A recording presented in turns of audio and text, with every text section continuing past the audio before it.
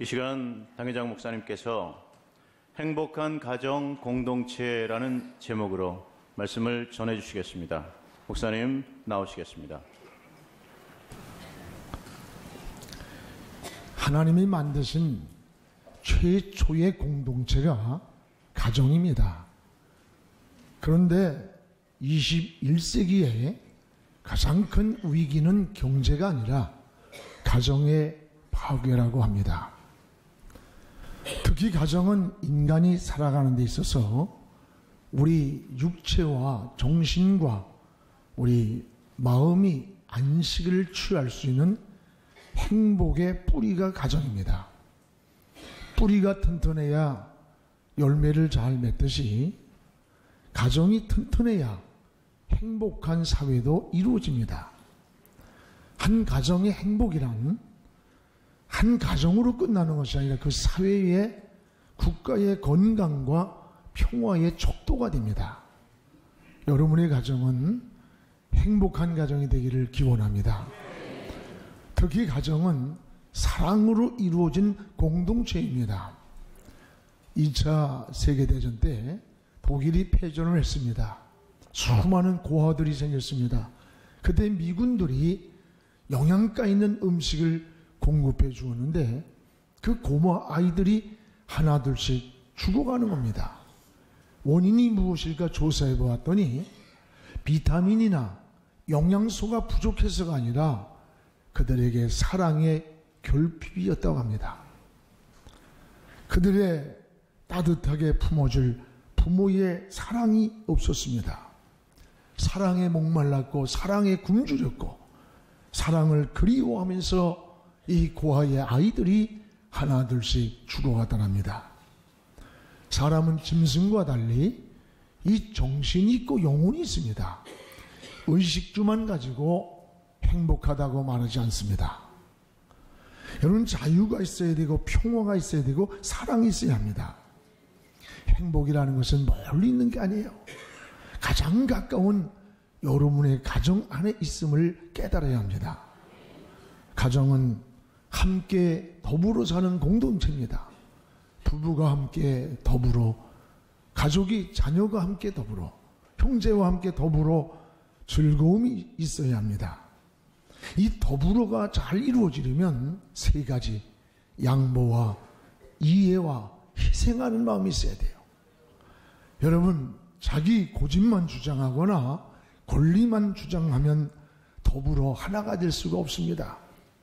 행복이란 저절로 이루어지는 산물이 아니라 창조해가는 겁니다. 마치 조각가가 조각품을 정성껏 정으로 다듬어서 아름다운 작품을 만들듯이 여러분을 행복한 가정 공동체를 만들어가야 합니다. 행복한 가정은 무엇보다 관계 회복에서 출발합니다. 부모 관계, 부부 관계, 자녀 관계, 형제 관계 등 이런 관계가 잘 맺어질 때 행복한 가정이 됩니다. 반대로 이 관계가 뒤틀릴 때 불행이 오는 거예요. 성경의 야고비를 보세요.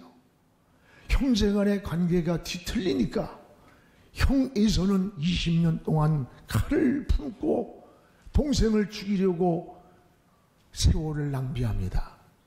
동생은 성공한 것처럼 돌아오지만 근심과 고통과 불안 속에 휘둘려 있습니다. 성경에서 가장 중요한 게 뭔 줄 압니까? 관계입니다.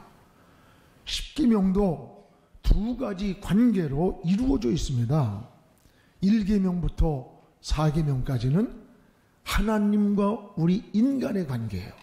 어떻게 하나님을 섬기는 것인가? 이 길을 알려줍니다. 또 하나는 5계명부터 10계명은 인간과 인간의 관계입니다. 간음하지 마라, 도둑질하지 마라, 살인하지 마라, 미워하지 마라. 모두가 뭐예요? 인간과 인간 속에서 생기는 관계예요. 이 관계를 어떻게 맺고 사는 것이 방법을 알려주는 게 10계명이에요. 특히 우리 그리스도인들은 하나님과의 관계뿐만 아니라 인간관계를 잘 맺고 살기를 기도해야 됩니다. 하나님이 만드신 최초의 사랑 공동체가 가정입니다. 가정으로부터 인류의 행복과 번영과 축복을 주십니다.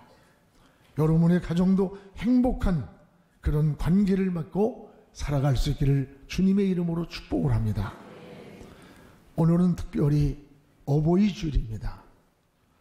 무엇보다 따라합시다. 부모와의 관계. 우린 세 가지 관계 중에 무엇보다 첫 번째는 부모와의 관계가 잘 맺어져야 돼요. 우리 1절부터 3절까지 본문을 함께 읽겠습니다. 자녀들아, 주 안에서 너희 부모에게 순종하라. 이것이 옳으니라. 내 아버지와 어머니를 공경하라. 이것은 약속 있는 첫 계명이니 이로써 내가 잘되고 땅에서 장수하리라 했습니다. 여기에서 첫 계명이다. 인간에게 주신 계명 중에 첫 번째 계명이 부모를 섬기는 거라는 거예요. 왜 부모와의 관계를 첫 계명으로 주셨을까? 여러분, 이 땅에 태어나서 가장 먼저 맺어지는 관계가 부모와의 관계입니다. 이것은 사람이 선택할 수 없는 하늘이 내려주는 천륜이에요. 부모가 좋은 자식을 선택하면서 여러분 낳는 것도 아니고, 자식이 내가 금수저로 태어나겠다고 부모를 선택하면서 태어난 자식도 없습니다. 부모와 자녀의 관계는 축복의 관계요, 행복의 관계입니다. 그래서 오늘 에베소서 6장 3절에 이 관계를 잘 맺을 때 내가 땅에서, 하늘에서가 아니에요. 죽어서가 아니라 땅에서 잘 되고 그리고 장수하리라고 약속을 하셨습니다. 바울은 부모와의 관계를 두 가지로 제시합니다. 하나는 주 안에서 순종하라는 것이고, 또 하나는 부모를 공경하라. 이것이 내가 잘되고 복을 받는 비결이라고 했습니다. 하나님과 부모에게 순종하는 것이 성도의 본분입니다. 여러분, 하나님이 가장 미워한 죄가 성경에 뭔 줄 압니까? 불순종이에요. 아담이 왜 에덴에서 쫓겨났습니까? 불순종 때문에 쫓겨난 거예요. 하나님의 보좌를 지키던 천사가 왜 하나님의 보좌에서 쫓겨났어요? 불순종이에요. 이스라엘의 초대왕 사울이 왜 버림을 받았어요? 불순종입니다. 여러분, 우리는 하나님께 순종하고 부모에게 순종하는 겁니다. 그러면 내가 잘되고 땅에서도 장수하리라, 이렇게 축복을 약속합니다. 그럼 왜 우리가 부모에게 순종을 하라고 하느냐? 성경에 따라와요. 부모는 가정의 제사장이기 때문이다. 성경의 부모는 가정의 제사장으로 소개합니다. 자녀를 향한 제사장이 바로 부모입니다.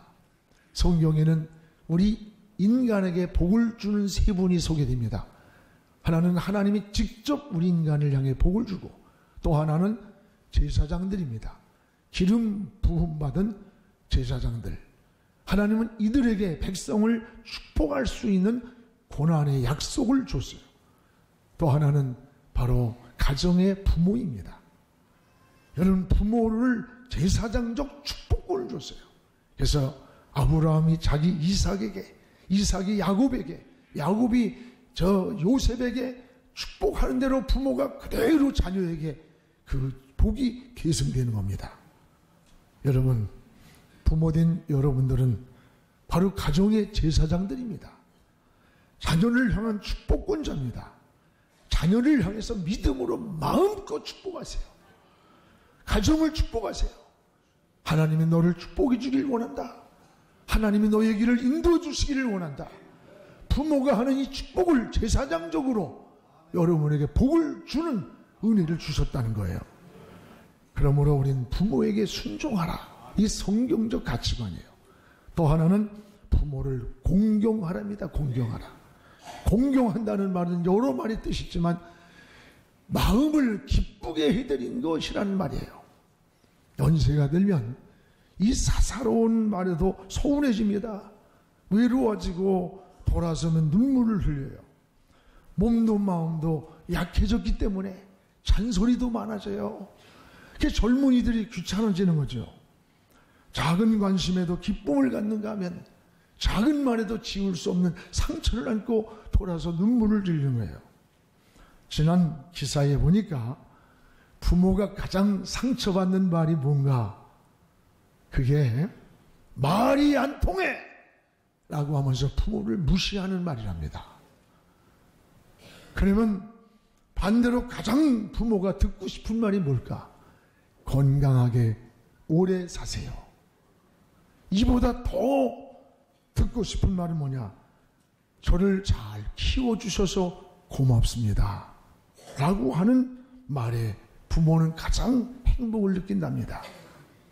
여러분, 기독교는 효의 종교입니다. 신명기 5장 16절에 보세요. 다 같이 읽어봅시다. 너는 내 하나님 여호와께서 명령한 대로 내 부모를 공경하라. 그리하면 내 하나님 여호와가 내게 준 땅에서, 이 땅에서 내 생명이 길고 복을 누리리라. 여러분, 하나님은 잘 섬기는 게 신앙이 아니에요. 하나님과의 관계일 뿐만 아니라 인간관계에서 부모를 공경하는 것, 이게 땅에서 생명이 길고 복을 누린다는 약속이에요. 유교는 죽어서 제사를 잘 지내는 것으로 그 효를 강조합니다. 그래서 향교가 있고 많이 그러잖아요. 그러나 기독교의 효는 살아계실 때예요. 살아계실 때. 기독교의 소의 가치관의 효는 살아계실 때 잘하는 거예요. 근데 요즘 때로는 이 폐륜적인 모습을 많이 봅니다. 부모를 학대하는 가정이 급속도로 지금 늘어나고 있다는 거예요. 잘못을 하지 않았다고 자기 어머니를 살해합니다. 또 아버지가 무능하다고 아버지를 구타를 하고, 제주도 효도관광을 가서 노인을 버리고 외국으로 이민을 떠나간 자식도 있고, 병도 없는데 강제로 입원을 시켜 격리 수용하는 최신판 고려장이 있다는 보도를 여러분 들었지 않습니까? 지금 신고된 통계를 보니까 아들이 부모를 학대하는 게 40%예요. 아들 좋아하지 마라. 딸이 부모를 학대하는 게 15.4%. 그런데 이런 학대를 받으면서도 주변에서 신고를 해서 알았지, 부모가 자식을 신고한 사람은 하나도 없더래요. 이게 부모의 마음이에요. 어쩌다가 이 사회가 이렇게 잘못되었는지 안타깝습니다. 지금 여러분, 하루에 자살하는 노인들이 몇 명인 줄 압니까? 평균 13명이래요.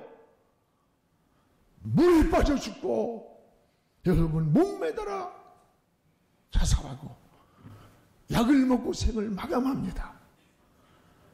오늘은 부모가 귀찮은 존재가 되었다는 거예요. 이것은 불행한 사회입니다. 프랑스의 작가 베르나르 베르베르가 쓴 황혼의 반란이라고 하는 가슴 저린 단편소설 있잖아요. 레스토랑에 70세 이상 된 노인들은 출입 금지, 그리고 정치인들은 노인들 때문에 국가 재정이 바닥난다고 반노인 캠페인을 벌이는 겁니다. 일정 기간 부모가 다른 요양소에 있는데 찾는 사람이 없으면 그를 안락센터로 데려다가 강제로 죽음의 주사를 놔서 죽이는 거예요. 한 노부부가 안락센터로 끌려가는 도중에 도망을 했습니다. 거기에 있던 사람들이 뒤를 이어서 노인들이 탈출해서 저항을 합니다. 그러나 이 노인들은 항거하지 못하고 얼마 되지 못해서 진압이 됐어요. 독감 바이러스를 그냥 투입시켰어요. 저항 운동을 일으키던 이 노인은 진압군에 잡혀서 안락사를 당하면서 죽게 됩니다. 이 노인의 죽음을 지금 이루고 있는 젊은 그 주사를 찌르는 그 사람을 향해 마지막 한 말이 있습니다. 너도 언젠가는 나처럼 늙을 날이 올 것이다. 내가 지금 젊다고 나에게 죽음의 주사를 찌르고 있지만 너도 어느 날인가 나와 같이 늙을 날이 온다. 이것은 황혼의 반란이라는 책에 나오는 이야기예요. 그러나 이것은 소설이 아니라 우리의 지금 현주소입니다. 여러분, 노인 문제는 언젠가 우리 자신의 문제라는 것을 인식해야 됩니다. 세계에서 고령화 속도가 가장 빠른 나라가 우리나라 아닙니까?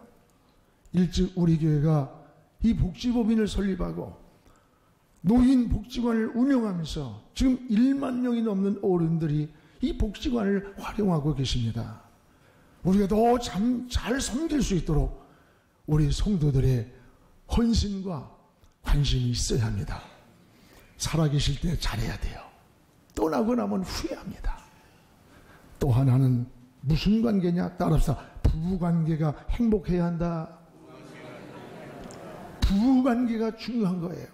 우리 에베소서 5장 24절 25절 같이 읽어봅시다. 그러므로 교회가 그리스도에게 하듯 아내들도 범사에 자기 남편에게 복종할지니라. 남편들아, 아내 사랑하기를 그리스도께서 교회를 사랑하시고 그 교회를 위하여 자신을 주심같이 하라. 성경에는 부부관계를 교회를 섬기는 그리스도와의 관계로 소개합니다. 부부의 역할을 정확하게 잘 알려주는 거예요. 이 부부라는 것은 촌수가 없어요. 무촌이에요. 그래서 그렇게 행복하고 그렇게 다정해서 한 몸이 돼 있지만 헤어지는 순간 남이에요. 너와 난 관계가 없어지는 거예요.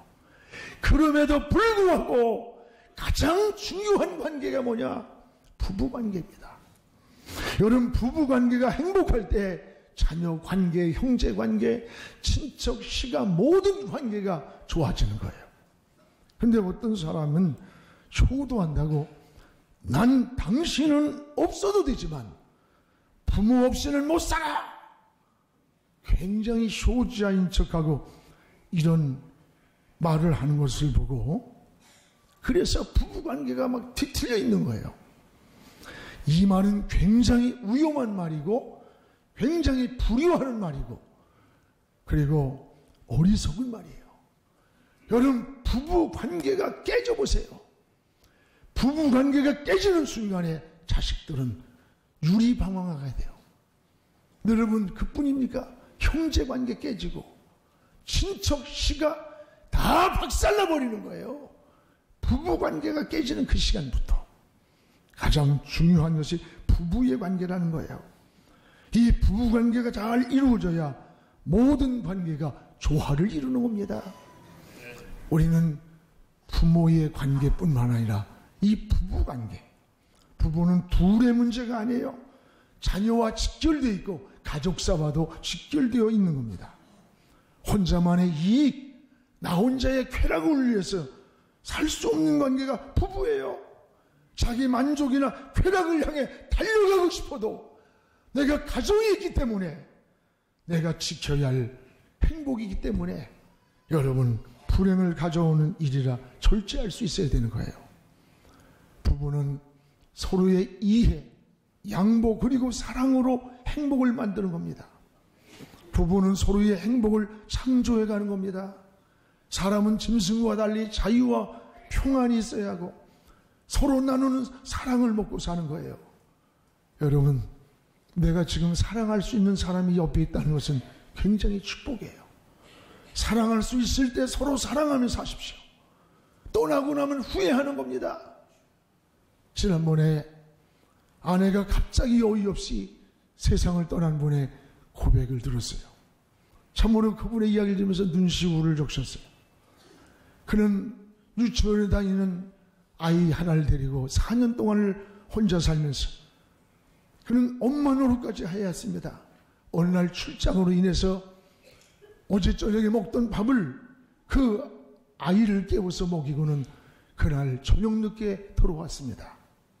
너무나 피곤해서 신사복 상의를 먼저 집어던지고 이불 위에 펑 누웠는데 이불 속에서 라면 국숫가락이 팍 튀어오르면서 이불을 다 버리고 옷을 다 버렸어요.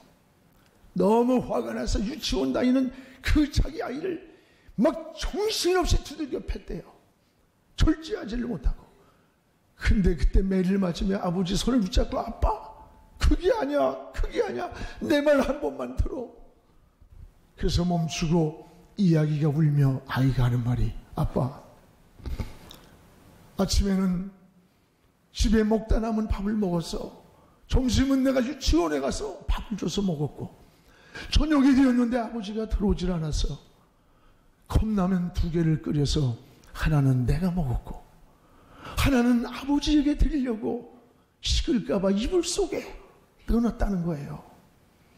이 이야기를 듣는 순간에 이 아버지는 너무 눈물이 나와서 화장실로 뛰어가서 수돗물을 틀어놓고 엉엉 울었다고 그래요. 잠이 든 후 들어가 보니까 아이가 한참을 울고 잠이 들었습니다. 그 잠을 자면서도 이 아이가 흐느끼면서 우는 모습을 보고 그를 끌어안고 울면서 아내가 떠나간 자리가 이렇게 큰 줄을 몰랐다 라고 하는 고백이에요. 그렇습니다. 우리는 함께 있을 때는 그 사람의 소중함을 모르고 살아갑니다. 떠난 후에 깨닫고 보니까 아내의 자리가 너무 크다는 걸 안 거예요. 그래서 그는 이불을 누가 빨라고 이런 짓을 했느냐라고 하는 고백의 글을 읽다가 참 많이 저도 울었어요. 여러분, 부부간에도 있을 때 잘해야 됩니다. 이 설교하는 저도 부끄러워요. 잘 못하니까. 떠나면 후회하는 거예요. 우린 가정의 달에 무엇보다도 여러분 부부의 관계를 다시 회복해야 시가족이나 친족, 자녀, 형제 모든 관계가 회복이 되는 거예요. 또 하나는 따라합시다. 부모와 자식의 바른 관계. 이 부모와 자식의 바른 관계를 정립해야 되는 거예요. 오늘 4절을 보세요. 성경에 같이 읽겠습니다. 또 아비들아 너희 자녀를 노엽게 하지 말고 오직 주의 교훈과 훈계로 양육하라. 여기에 자녀를 노엽게 상처를 주지 말라는 거예요.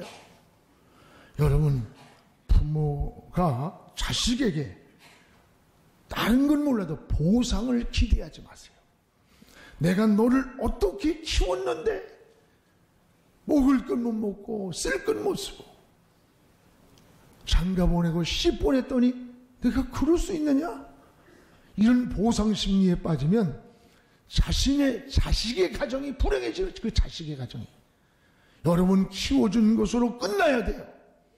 자식들이 가정을 여러분 잘 이루고 사는 것으로 행복해야 되는 거예요. 저는 목회 은퇴한 목사님들이 분노하면서 서운해하면서 상처 속에 있는 걸 봤어요. 내가 몇십 년 동안 목회를 했는데 난 온 생을 다 헌신해서 일생을 걸었는데 나를 갖다가 이렇게 배척해? 나를 갖다 이렇게 해? 이게 뭐예요? 보상심리예요. 여러분 부모도 마찬가지예요. 내가 널 어떻게 키웠는데 너 이렇게 할 수 있어? 이게 온 삶의 상처를 만드는 거예요. 저는 외국이 잘하는 것 중에 하나가 유산을 거의 자녀들에게 물려주지 않고 노후까지 자신이 관리하다가 이 사회에 또는 신앙을 둔 교회에 이 증여를 되게 합니다.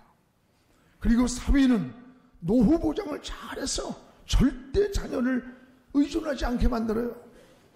우리나라도 이제 조금씩 변해가잖아요.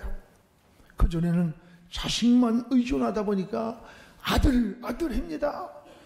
아들 좋아하네. 우리 아들 둘인데 목매달이야, 목매달. 응? 부모는 교육시키고 양육해 준 것으로 보람을 찾고 보상을 기대하지 말아야 되는 거예요. 성도는 신앙을 유산으로 자녀들에게 물려주기를 기도해야 돼요. 불에 타지도 않는 것, 녹슬지도 않는 이 신앙의 유산입니다. 이런 신앙의 가정을 이루기를 힘써야 됩니다. 교회 부모의 교육은 자녀들에게 전 인격적 영향을 주는 거예요. 믿음의 유산을 계승해가는 가정들이 되기를 축복합니다. 사랑하는 성도 여러분, 가정은 사람이 살아가는 데 있어서 가장 중요한 안식처요. 사랑의 행복과 사랑의 공동체입니다. 하나님이 주신 죄의 모든 축복은 이 가정에서부터 출발하는 거예요. 인간관계가 가정에서 잘 맺어져야 돼요. 오히려 하나님을 잘 섬기고 부모를 잘 섬기고 부부간에 사랑하고 자녀들에게는 신앙의 유산을 물려주는 이런 가정이 희망이 있고 행복이 있는 명문 가정입니다. 여러분의 가정이 그런 가정 되기를 주님의 이름으로 축복합니다. 기도하겠습니다. 하나님 아버지 감사합니다. 오늘 가정의 달 어버이 주일을 맞이해서 하나님 어버이 된 우리에게도 해야 할 일을 못함을 용서해 주시고 또 부모가 된 우리에게도 우리의 역할을 잘 못했음을 용서해 주시며 이제 하나님 깨지고 갈등하고 담이 새겼던 모든 아버지 막혔던 일들이 뒤틀린 관계가 다시 회복시켜 주옵소서. 그래서 가정마다 웃음이 있게 하시고 행복이 있고 하나님 찬송과 기도 소리가 들리는 돌아가고 싶은 곳이 우리 가정이 되는 아름다운 곳, 행복한 곳이 되게 축복하여 주옵소서. 예수님의 이름으로 기도하옵나이다. 아멘.